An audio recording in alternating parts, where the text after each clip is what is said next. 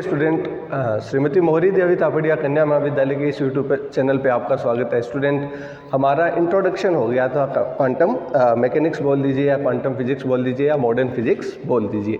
हमने इसमें देखा कि इसका ओरिजिन मतलब उद्गम कहाँ से हुआ, फिर कैसे कैसे मतलब इसका डेवलपमेंट हुआ। ठीक है, आज अपन जो टॉपिक स्टार्ट करेंगे वो क्वांटम मैकेनिक्स में मैं बोल दूं कि एग्ज़ाम के रिलेटिव ये ज़्यादा इंपॉर्टेंट नहीं है, बट हाँ यदि आप आगे इस कोई टॉपिक को समझना चाहते हो तो इसके लिए ज़रूरी रहता है। ठीक है, तो आज अपन एक फिजिक्स का एक छोटा सा टॉपिक करने को तो वो बहुत लेंथी हो सकता है इसको, बट अपन इन शॉर्ट पढ़ेंगे।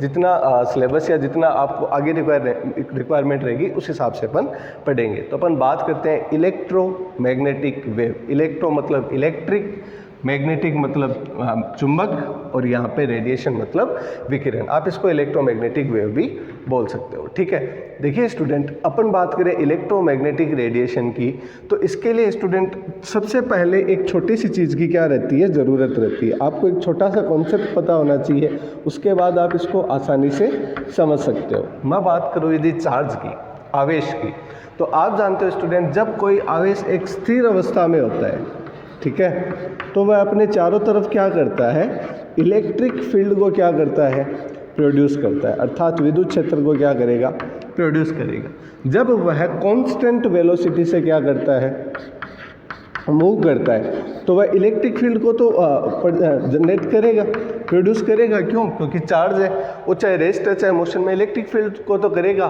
साथ साथ क्या करेगा, मैग्नेटिक फील्ड को भी क्या करेगा, प्रोड्यूस करेगा। बट जब उसी चार्ज को आप एक्सेलरेटेट करते हो, या मैं उसको बोल दूं कि आप उसको त्वरण दे देते हो या त्वरित गति करवाते हो, उस कंडीशन में वह electric field plus magnetic field और उसके साथ क्या पैदा करता है, इलेक्ट्रोमैग्नेटिक रेडिएशन। इलेक्ट्रोमैग्नेटिक रेडिएशन अर्थात विद्युत चुंबकीय विकिरण। जब एक चार्ज को आप मतलब एक फोर्स अप्लाई करते हो उस पर, जब वह एक्सेलरेटर होता है तो विद्युत क्षेत्र, चुंबकीय क्षेत्र दोनों को प्रोड्यूस करता हुआ क्या प्रोड्यूस करता है, इलेक्ट्रोमैग्नेटिक रेडिएशन को प्रोड्यूस करता है, जिसकी वेलोसिटी लाइट वेलोसिटी के बराबर होती है, अर्थात 3 × 10⁸ मीटर पर सेकेंड, अर्थात प्रकाश के वेग के बराबर क्या करती है, इलेक्ट्रोमैग्नेटिक वेव प्रोपोगेट करती है। देखिए स्टूडेंट, इसकी वेलोसिटी समझ में आई और इसका जो प्रोड्यूशन होता है वो कैसे होता है ये समझ में आया। अब अपन बात करें स्टूडेंट कि यह प्रोपोगेट कैसे करती है, अर्थात यह संचरित कैसे होती है। जैसे मान लीजिए कहीं पर इलेक्ट्रोमैग्नेटिक वेव प्रोड्यूस हो रही है, तो उसका डायरेक्शन कैसे होगा, एक्सिस पे क्या होगा, वाई पे क्या होगा, या जेड एक्सिस पे उसके कौन से मतलब फील्ड रहेंगे। ठीक है स्टूडेंट, तो अब अपन बात कर लें प्रोपोगेशन की। प्रोपोगेशन मतलब संचरण की। तो मैं आपको इसको एक डायग्राम से बता देता हूँ जिससे आपको क्लियर हो जाएगा। देखिए स्टूडेंट, 3D में यदि डायग्राम बनाएं तो ये हो जाएगा, एक पे आ जाएगी एक्स एक्सिस, एक पे आ जाएगा वाई एक्सिस और एक हो जाएगी जेड एक्सिस। ठीक है स्टूडेंट, देखिए स्टूडेंट, इलेक्ट्रोमैग्नेटिक रेडिएशन अर्थात विद्युत चुंबकीय विकिरण, तो इसमें इलेक्ट्रिक फील्ड भी होगा, मैग्नेटिक फील्ड भी होगा और क्या होगा, उसके साथ प्रोपोगेशन भी होगा। तो जैसे मान लीजिए वाई एक्सिस पे मैं मान लूँ कि इलेक्ट्रिक फील्ड है, तो इलेक्ट्रिक फील्ड कैसे हो गया, वाई एक्सिस पे ऐसे, अर्थात वाई दिशा में क्या है, इलेक्ट्रिक फील्ड, तो मैं यहाँ पे बोल दूँ ई एफ। ठीक है, और अक्ष दिशा में क्या होगा, मैग्नेटिक फील्ड, ये हो गया अक्ष दिशा। अक्ष दिशा में क्या हो जाएगा स्टूडेंट, मैग्नेटिक फील्ड। ठीक है, ये हो गया मैग्नेटिक फील्ड। अब स्टूडेंट जो प्रोपोगेशन रहेगा, संचरण, ये इन दोनों के क्या होगा, परपेंडिकुलर होगा, दैट मीन्स बोर्ड के बाहर की तरफ। तो जो प्रोपोगेशन ऑफ वेव्स होगा स्टूडेंट, वो किस तरफ होगा, वो होगा जेड एक्सिस पे। क्या होगा, जेड एक्सिस पे। तो ये होगी डायरेक्शन ऑफ प्रोपेगेशन अर्थात संचरण की दिशा। ये होगी किसकी, संचरण की दिशा। देखिए स्टूडेंट, इसमें कुछ ऐसा रहता है कि जैसे मान लीजिए कि एक्स एक्सिस पे तो क्या रहेगा, इलेक्ट्रिक फील्ड, और वाई एक्सिस पे क्या हो जाएगा, मैग्नेटिक फील्ड। तो जो आपके तरफ वाली अंगुली है, या मैं इसको इस तरफ से बताऊं, तो इस तरफ क्या होगी, प्रोपेगेट होगी। तो ये प्रोपेगेशन मतलब इन दोनों के क्या होता है, जस्ट परपेंडिकुलर होता है। देखिए स्टूडेंट, कुछ इसके बारे में और बातें यदि बात करें तो इलेक्ट्रोमैग्नेटिक जो वेव है उसकी जो लेमडा या तरंग दैर्ध्य की बात करूं तो वह 0 से 0 क्या होती है, इनफाइनाइट होती है। अर्थात यदि वेवलेंथ की बात करें इलेक्ट्रोमैग्नेटिक वेव की तो वो एग्जिस्ट करती है from 0 to infinite. That means कि ये अपने आप में हर वेवलेंथ या मैं बोल दूँ हर फ्रीक्वेंसी को क्या करती है, अपने आप में संचरित मतलब रखती है। जैसे मान लीजिए कि आप जानते हो कि न्यू इक्वल्स टू क्या होता है, सी अपॉन लेमडा। तो यदि 0 से अनंत तक की तरंग दैर्ध्य है तो nu equals to c upon lambda से आप जानते हो कि उसकी जो फ्रीक्वेंसी रहेगी, आवृत्ति, वो भी क्या रहेगी, हर प्रकार की आवृत्ति को क्या करेगा, एग्जिस्ट करेगा।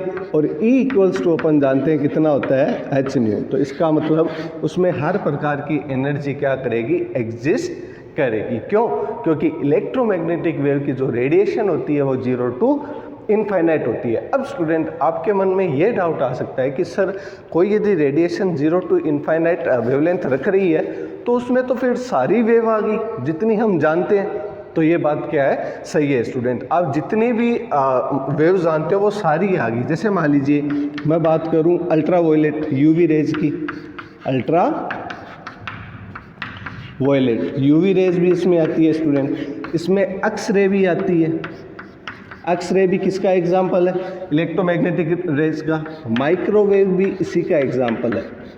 माइक्रोवेव भी स्टूडेंट किसका एग्जाम्पल है, इलेक्ट्रोमैग्नेटिक वेव का एग्जाम्पल है। ठीक है। और मैं यदि बात करूँ एक्स रे, गामा रे की यदि बात करूँ तो गामा रे भी किसका एग्जाम्पल है, इलेक्ट्रोमैग्नेटिक वेव का ही क्या है, एग्जाम्पल है। ठीक है स्टूडेंट। अब बस अलग जो करने वाला फैक्टर होता है वो होता है स्टूडेंट लेमडा बोल दीजिए या फ्रीक्वेंसी बोल दीजिए कि इनकी आवृत्ति परास क्या क्या है, उनके आधार पर क्या हो जाता है स्टूडेंट, यूवी, एक्सरे या माइक्रोवेव्स है या गामा रेज है या विजिबल, जिसको आप दृश्य तरंग भी बोलते हो। जो विजिबल रे होती है स्टूडेंट, जिनको आप दृश्य तरंगे बोलते हो, वे भी किसका एग्जाम्पल है या किसका एक पार्ट है, इलेक्ट्रोमैग्नेटिक रेडिएशन का क्या है, पार्ट है। क्यों स्टूडेंट? क्योंकि यह 0 से इनफाइनाइट तक की सारी वेवलेंथ को अपने आप में कंटेन करती है। तो अपने आप में कंटेन करेगी तो सिंपल सी बात है कि जिस फ्रीक्वेंसी या जिस रीजन की आप वेवलेंथ देख रहे हो उस रीजन की आपको क्या मिलेगी, वेव्स मिलेगी। फॉर एग्जांपल मैं बात कर लूँ कि यदि आप जो लेमडा है, लेमडा की आपने रेंज ले ली स्टूडेंट, मान लीजिए आपने 7800 एंगस्ट्रॉम से 4000 एंगस्ट्रॉम की आपने क्या ले ली, लेमडा रेंज ले ली। ठीक है। अब इस रेंज में स्टूडेंट क्या होगी, जो भी रेज होगी, कौन सी, इलेक्ट्रोमैग्नेटिक जो रेडिएशन है इस रेज का, वो कौन सा होगा स्टूडेंट, वो होगा विजिबल। अर्थात वो आपको जो लाइट होगी या जो रेडिएशन होगी वो क्या होगी, दिखाई देगी। दैट मीन्स दृश्य प्रकाश रीजन में आपने क्या ली है, लेमडा को ली है। अब देखिए स्टूडेंट, कोई ज़रूरी नहीं है कि आप जैसे मान लीजिए कि आपने कोई वेवलेंथ 7800 से ज़्यादा की ले ली। फॉर एग्जांपल आपने 8000 क्या ले लिया, एंगस्ट्रॉम की कोई वेवलेंथ ले ली। आपने कोई एक रीजन सेलेक्ट कर लिया, वो 8000 एंगस्ट्रॉम से मान लीजिए 8200 एंगस्ट्रॉम तक का है। अब रेडिएशन तो वो होगी, और वो कौन से रीजन में नहीं होगी, वो विजिबल रीजन में नहीं होगी। दैट मीन्स ये स्टूडेंट कि वो आपको दिखाई नहीं देगी। जैसे मैं बात कर लूँ इंफ्रारेड, जैसे मैं बात कर लूँ यूवी, तो कुछ ऐसी रेज, जैसे मैं बात लूँ गामा रेज, ठीक है, जैसे मैं बात कर दूँ माइक्रोवेव्स की, तो ये सारी जो है ना, ये कौन से रीजन में नहीं आती, ये दृश्य प्रकाश में नहीं आती, तो आपको वो दिखाई नहीं देगी। जैसे एक्सरे है, कभी जैसे मान लीजिए कि आपका काम पड़ा हो, आपने अपने हाथ का या पैर का एक्सरे करवाया हो, तो स्टूडेंट वो जब रेडिएशन उस मशीन से एमिट होती है तो क्या वो हमें दिखाई देती है, नहीं। पर क्या वो होती नहीं, होती तो है, पर वो हमको दिखाई नहीं देती। क्यों नहीं देती? क्योंकि उनका जो रीज़न है वो 7800 से 4000 एंगस्ट्रॉम के बीच नहीं होता। इसी रीजन में विबज्योर काम करता है, अर्थात जो कलर स्पेक्ट्रम है वो इस रीजन में काम करता है। और हमारी जो आंखें हैं वो सेंसिटिव होती है किन चीज़ों के लिए, किन रेडिएशन के लिए, तो 7008 से लगभग 4000 के बीच जो रीजन रहता है उनमें हमारी आंखों का जो रेटिना है वो मैं बोल दूं कि वह कुछ एक्टिव होता है उस पर, वरना वो एक्टिव नहीं होता। जैसे मान लीजिए कि मैं बोल रहा हूँ, अब मेरी साउंड आप तक पहुंच रही है, पर क्या आपको वो सुनाई दे रही है? नहीं दे रही। तो उनके लिए कौन सेंसिटिव है? कान, ना कि आंखें। जो चीज़ दिख रही है क्या वो सुनाई दे रही है? नहीं। क्यों? क्योंकि उसके लिए कौन सेंसिटिव है? आंखें, ना कि कान। तो ये क्या रहता है? एक सेपरेशन रहता है स्टूडेंट। बट हाँ, सारा किसका पार्ट होता है? इलेक्ट्रोमैग्नेटिक रेडिएशन का पार्ट होता है, because it contains from 0 to infinite wavelength. ठीक है, अब स्टूडेंट इस पे ज़्यादा बात नहीं करेंगे क्योंकि वीडियो लेंथी हो जाएगा। हाँ, बस कुछ प्रॉपर्टीज़ बता दें। जैसे मान लीजिए कि जो इलेक्ट्रोमैग्नेटिक जो रेडिएशन है स्टूडेंट, वो अपवर्तन को भी शो करेगी, वो अपवर्तन को भी शो करेगी, परावर्तन को भी क्या करेगी? शो करेगी। परावर्तन को भी शो करेगी। इसमें पोलराइजेशन भी होगा, अर्थात क्या होगा? ध्रुवण भी होगा। तो अपन अपवर्तन, परावर्तन, ध्रुवण या इंटरफेरेंस पैटर्न को भी क्या करती है? शो करती है। अर्थात यह व्यतिकरण को भी क्या करेगी? मतलब व्यतिकरण इफेक्ट को भी क्या करेगी? शो करेगी। तो ये है कुछ स्टूडेंट इलेक्ट्रोमैग्नेटिक रेडिएशन की कुछ प्रॉपर्टीज, कुछ डेफिनेशन और कुछ इसका सेपरेशन। ठीक है, आई होप स्टूडेंट आपको इलेक्ट्रोमैग्नेटिक रेडिएशन समझ में आई होगी। इस पे ज़्यादा कुछ एग्ज़ाम के हिसाब से बोलूँ तो ये कोई ज़्यादा इंपॉर्टेंट रोल नहीं रखता, बट सम टाइम क्या होता है कि ये डेफिनेशन एग्ज़ाम में पूछ लेते हैं। बट एग्ज़ाम से हटके यदि बात करें स्टूडेंट, तो ये आगे आने वाले टॉपिक के लिए स्टूडेंट ये टॉपिक क्या बन जाता है? इंपॉर्टेंट बन जाता है, बिकॉज कहीं ना कहीं किसी न किसी रूप में डायरेक्ट और इनडायरेक्ट ये क्या होगी? आपको यूज़ होगी। तो जब यूज़ होगी तब आप समझ पाओगे कि हाँ, सर ने बताया था कि जो दृश्य प्रकाश है उनके लिए आंखें रिस्पॉन्ड करती है। अब जैसे मान लीजिए कि इंफ्रारेड आई, अब इंफ्रारेड अवरक्त किरणों को आंखें डिटेक्ट नहीं कर पाएगी क्या? वो पर वो आई नहीं आई, पर वो हमें दिखाई नहीं दी। जैसे साउंड की भी एक 20 हर्ट्ज से 20 किलो हर्ट्ज, यदि मैं साउंड वेव की बात करूँ, यदि मैं यहाँ पे बात करूँ साउंड वेव की, तो ये 20 हर्ट्ज से 20 किलो हर्ट्ज, एक अप्रोक्सीमेट बता रहा हूँ, इसमें थोड़ा वेरिएशन मिल सकता है आपको। ठीक है, यहाँ तक हमारे कान इस फ्रिक्वेंसी तक क्या करते हैं? सेंसिटिव होते हैं। उससे ज़्यादा की सुनाई नहीं देगी और उससे कम की सुनाई नहीं देगी। पर क्या वहाँ पे साउंड वेव नहीं है, पर वो क्या नहीं हो रहा? बस उसके लिए हमारे कान क्या नहीं कर पा रहे?